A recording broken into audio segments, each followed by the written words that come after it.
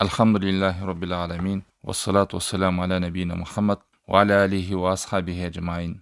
Аллах Таалам бизге пайдалуу илим, илимибизге илим арттыра көр. Бул дүйнөдө жана акыретте жакшылыгыбызга себепкер кыла көр. Аллах Таалам жардам менен бүгүн 42-чи хадистебиз Имам Навави топтогон 40 хадис китебинде. Бул хадисте Анас ибн Малик радиаллаху анху кала сами'ту Расулуллахи саллаллаху алейхи ва саллям يقول قال الله تبارك وتعالى يا ابن آدم إنك ما دعوتني ورجوتني غفرت لك على ما كان منك ولا أبالي يا ابن آدم لو بلغت ذنوبك عنان السماء ثم استغفرتني غفرت لك ولا أبالي يا ابن آدم إنك لو أتيتني بقراب الأرض خطايا ثم لقيتني لا تشرك بي شيئا لأتيتك بقرابها مغفرة.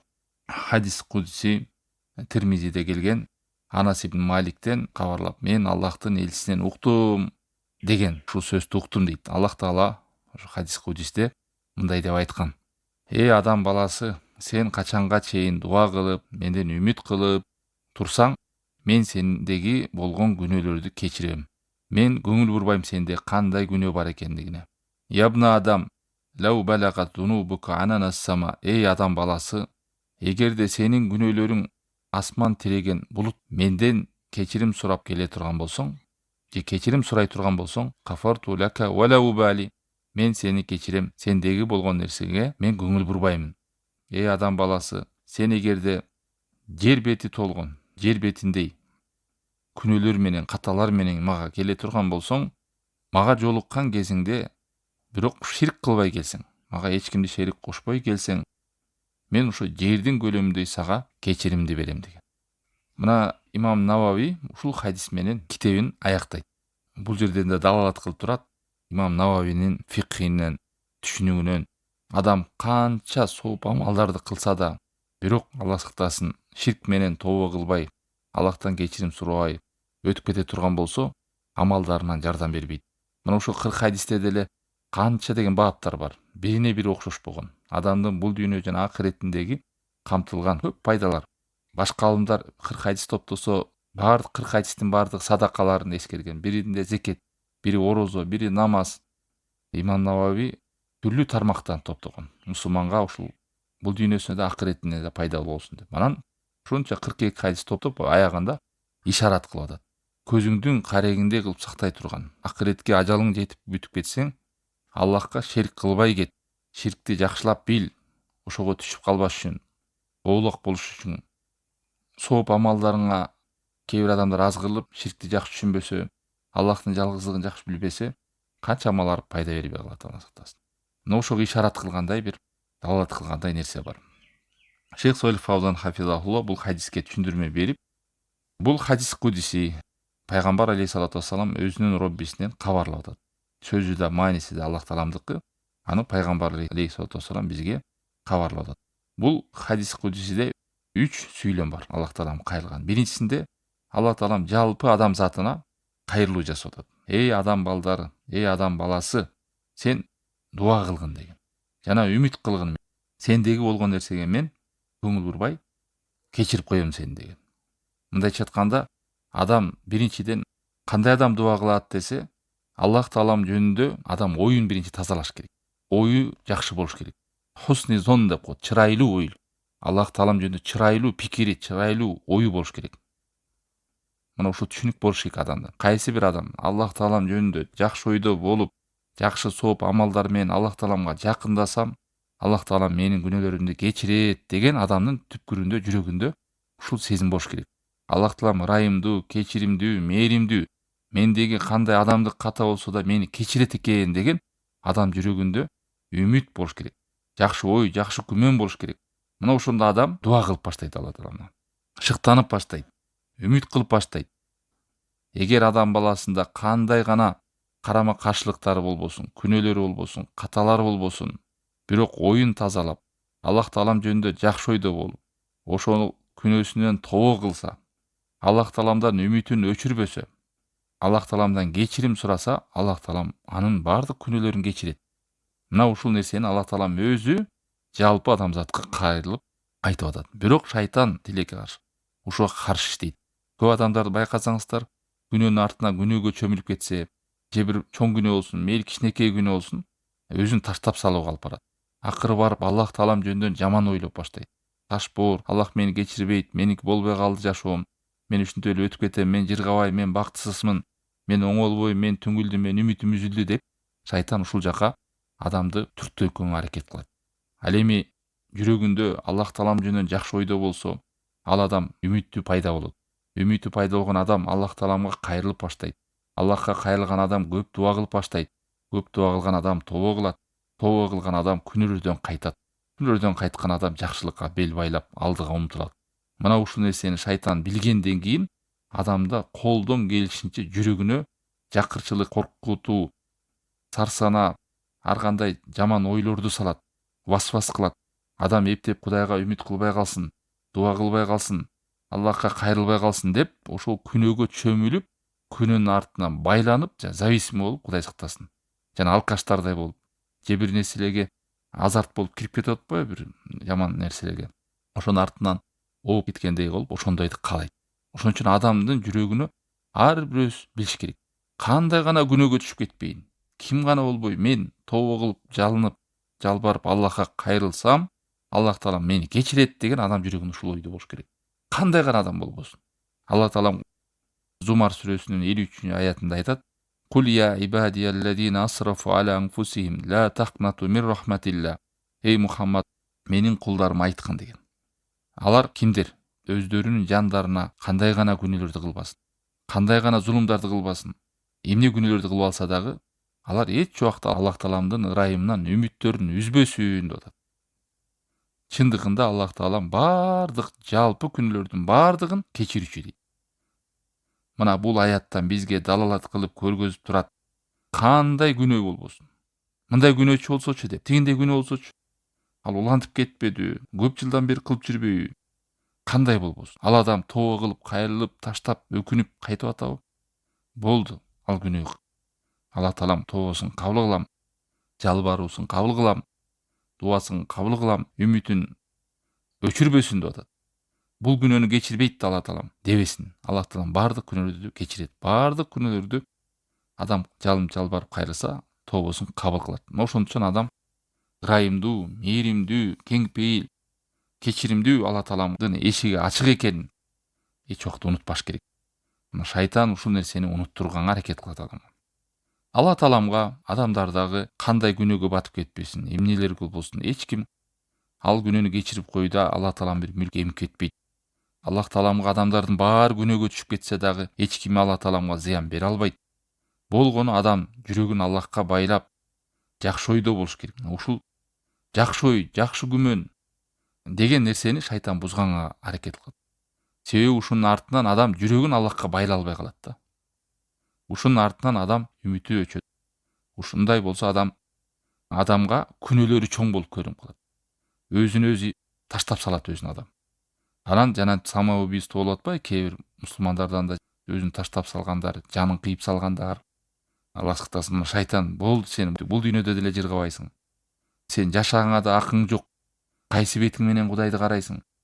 Деп шайтан васвастар салып адамды чөктүрүп, сарсанага баттырып, мусулман үчүн туугандар эң чоң курал, эң чоң шайтандын куралы бул адамды кайгыга салуу.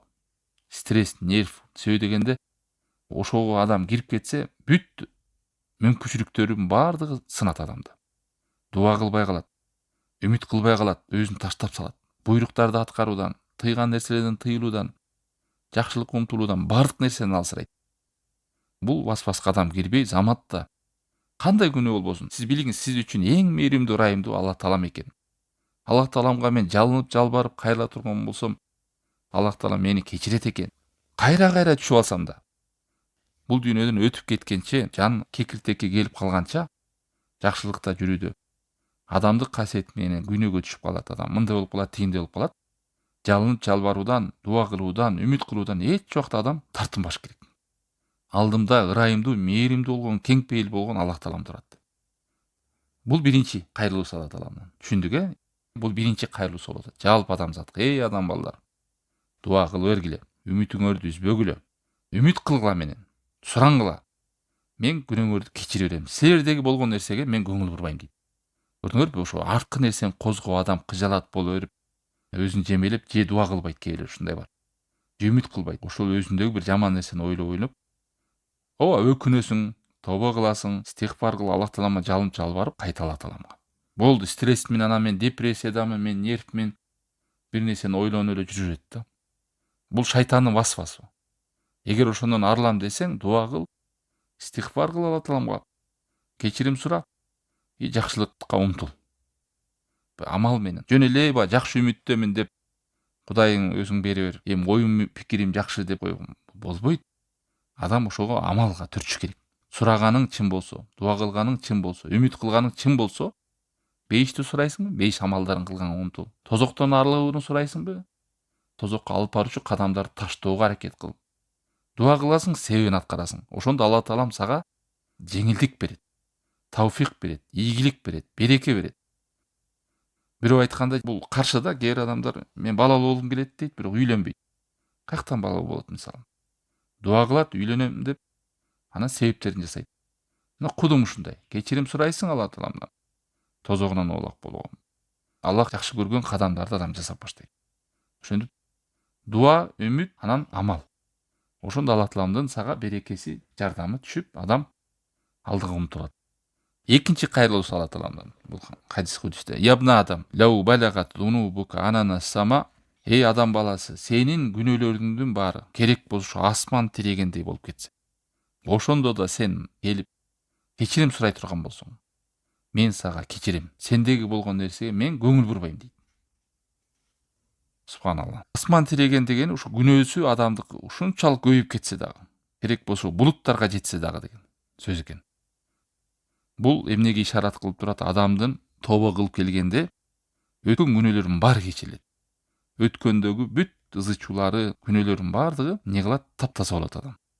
Толуп калган болсо да, керек болсо толуп асманга чейин тирелип булутка жетип калса дагы, чырмалып калса дагы, тобо кылуу менен эмне кылат экен? Ошонун баардыгын жоет. Бирок болгон туугандар, эскертип кетейин бул жерден. Тобо дегенде ошонун шарттары бар. Биринчиден шарттарын билип алыңыздар. Эскертүү баарыбыз эле билебиз. Биринчиден ушу күнөөдөн арылуу. Тобо кылдым деп аракын ичип таштабай жүрө берген болсо, тобо кылдым деп кредитин алып жүрө берген болсо, тобо кылдым деп ушагын айтып жүргөн болсо, тобо кылдым деп калптын улантып берсе, бул тобо кылган жок, жалган. Тобо кылган адам эмне кылат? Ошол күнөөдөн арылыш керек, ташташ керек. Бул биринчи шарты. Экинчи шарты, ошол жаман адатына, жаман күнөө ишине кайтпайм деп бели байлаш керек.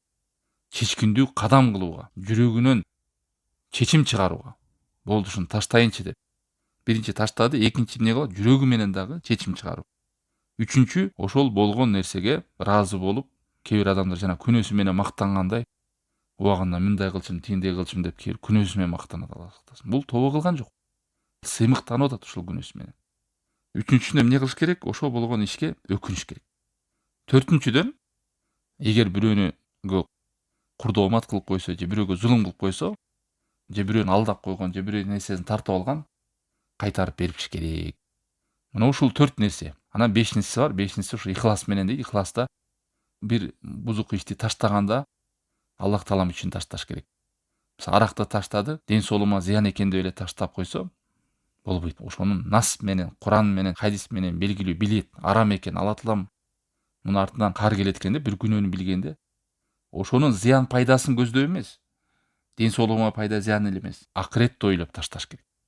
Бул менин бактысыма себеп болот экен.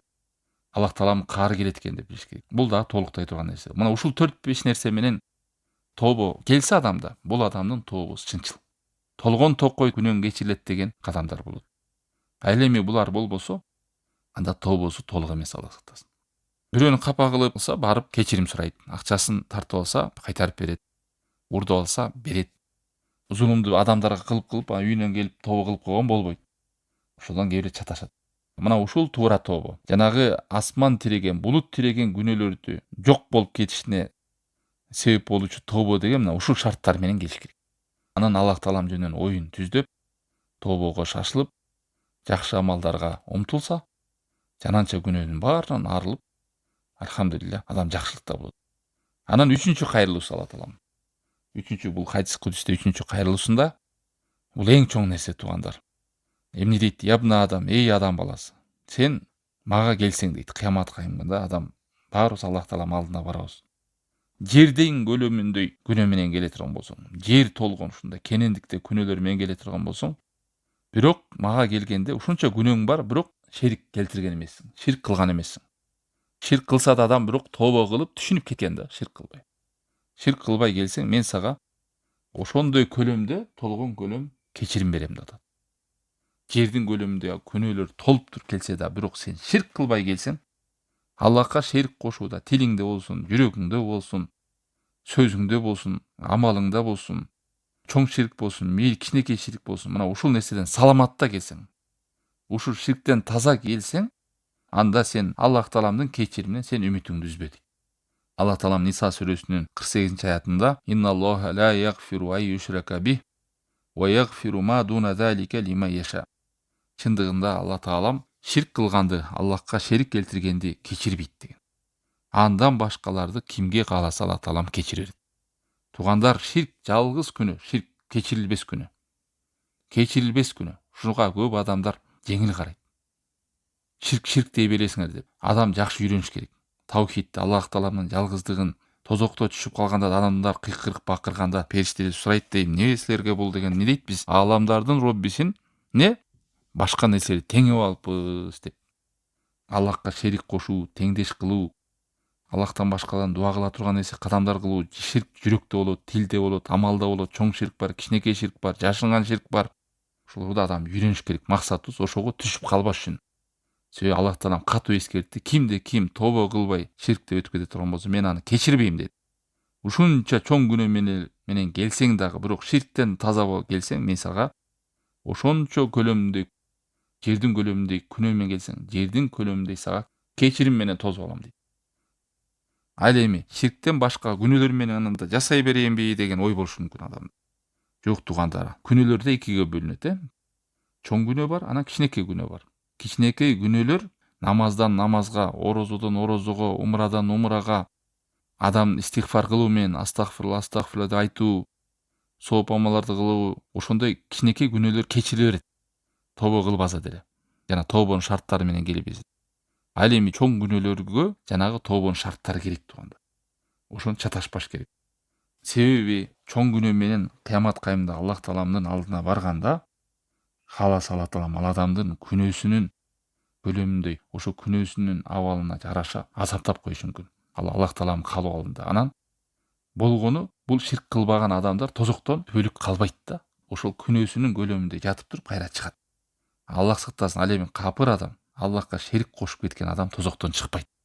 Мен кечирбейм деген сөз, ал адам бейиш кирбейт деген сөз. Аллах сактасын.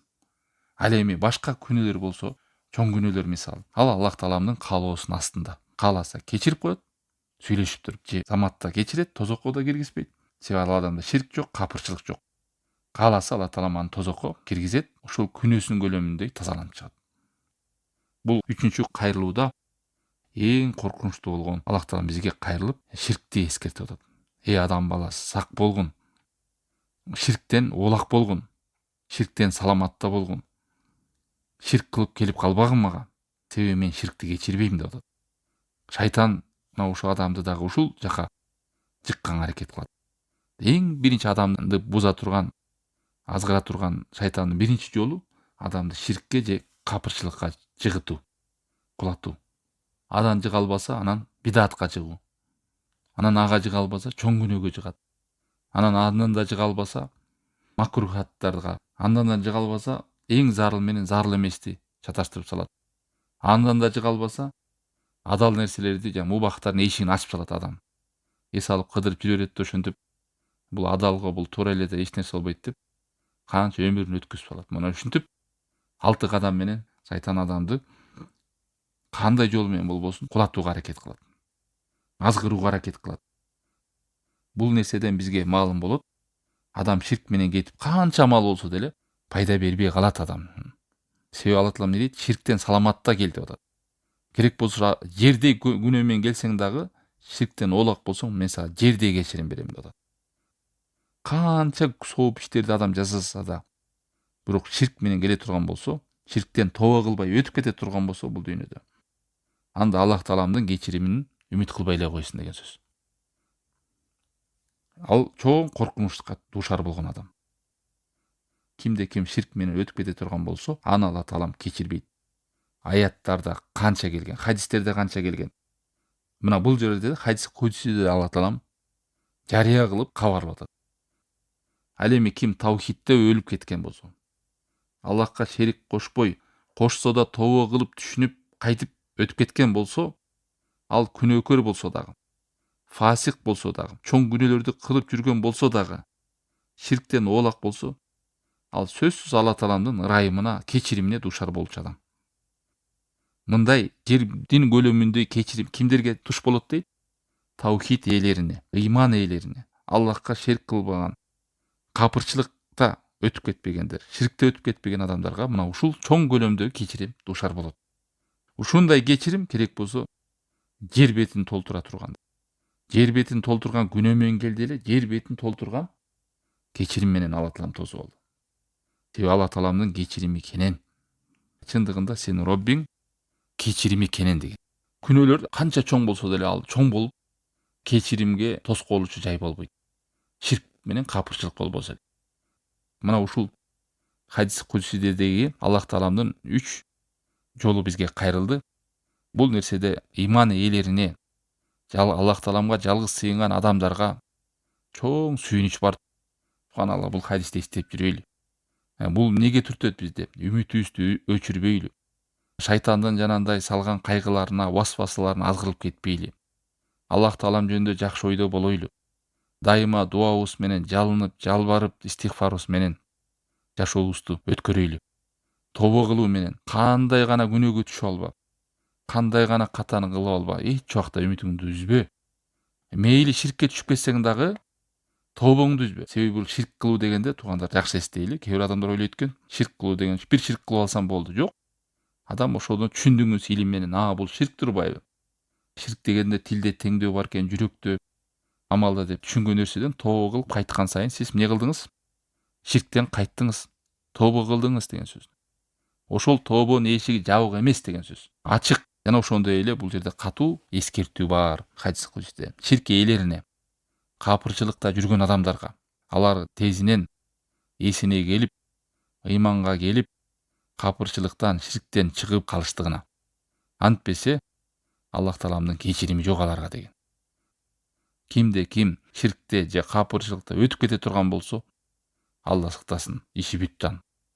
Ошон үчүн таухидти үйрөнгүлө деп алымдардын какшап сайрап атканы, кайра айтып атканы, үйрөнгүлө, ширктин түрлөрүн үйрөнгүлө, ошодон оолак болуш үчүн, сак болуш үчүн деген ушул нерседе.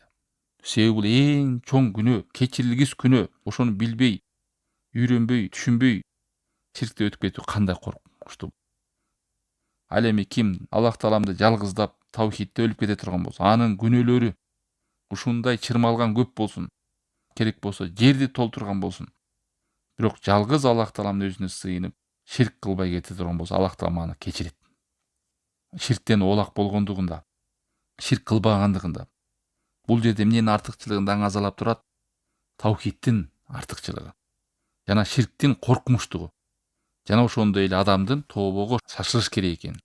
Алла тааламдын кечирими кең экендигинен кабар берет. Аллах таалам бардык күнөөлөрдү кечирет. Ал кечиримдүү жана мээримдүү.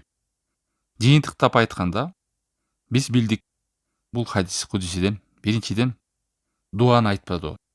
Сен дуа кылып жана үмүттө жүрө берсең, мен күнөөлөрүңдү кечире берем деп. Эң биринчиден билдик, дуа кылуу, жалынып жалбаруу Аллах тааламдын ырайымына жана кечиримине дуушар болуучу эң чоң себеп экен. Истигфар дегенде, истигфар Аллах тааламдан кечирим сураганда дайыма сиздин күнөөңүздү калкка шерменде кылбоо жана акыретте тозокко салбашын эстеңиз. Күнөөлөрүңдү бирөөлөргө ашкерей кылбайт жана сени тозокко салбайт деген. Аллахтын каары ачуусу сага келбейт. Мындайча айтканда сени тозокко киргизбейт деген. Истигфар кылып атканда ушул нерселерди адам эске алыш керек. Ал эми Алланын ырайымын сурап атсаңыз, үмүт кылып атканыңызда сиз бейишти үмүт кылып атасыз. Алла тааламдын кечиримин үмүт кылып аткан болосуз. Ырайымын, бейишин үмүт кылып аткан болосуз. Үмүт менен дуа, эриш аркак болуу бул кечиримге алып баруучу чоң кадам. Дуа менен үмүт дайыма. Дуасы кылбаган адам үмүт кылбайт, үмүт кылбаган адам дуа кылбайт. Буларды алып келүүчү кадам адамда Аллах таалам жөнүндө эмне жакшы ойдо болуш керек.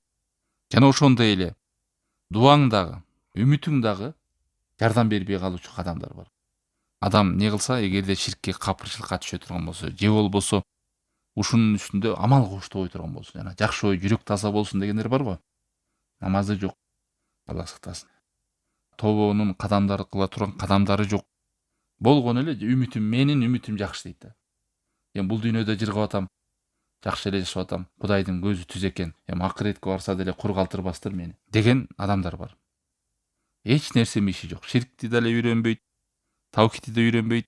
Ширктен сак болоюн, капырчылыктан сак болоюн, эмнени Алла таала менен ыраазы болот, эмнеден менин ачуу келет, Аллах таалам ыраазылыгын алып бара турган кайсы кадамдар бар. Эч нерсенин башы оорубай, эң негизи менин үмүтүм бар. Мен оозумда келмем бар, Аллах таалам кылган ишенимим бар деген үмүтүм бар, дуам бар дейбит. Муну амал коштош керек. Ошол дуа кылгандыгың, үмүт кылгандыгындын чындыгын адам амал менен тастайт. Истигфар кылууда эки нерсени эске алыш керек.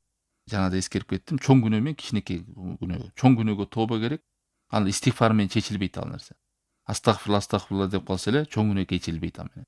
Жана ошондой кичинекей күнөө экен деп эле аны билип уланта бербеш керек. Ал эми чоң күнөөгө тобо менен келиш керек. Айырмасы ушул да. Чоң күнөөнү кантип айырмалайбыз? Чоң күнөөнү аяттар, хадистерде нас ачык келет. Ошонун чоң күнөө экендиги, Аллахтын налаты түшөт, Аллахтын каары келет, ошол нерсе тозокко киргизет деген коркунучтуу аят же хадистер келет. Ошонун баары чоң күнөөлөр. Аллах таалам баарыбызга тавфик, ийгилик берсин, ширктен оолак кылсын. Аллах тааламга чырайлуу ибадат кылууга, аны эстөөгө, ага шүгүр кылууга, жалынып жалбарып кайрылууга, көп дуа кылууга баарыбызга Аллах таалам тавфик берсин. Ширктен сактасын Аллах таалам, капырчылыктан сактасын бизди. Уккан билдиргендерибизге Аллах таалам бизге амал кылууга жардам берсин. Саллаллаху таала аля хайр халкихи ва аля алихи ва сахбихи ажмаин.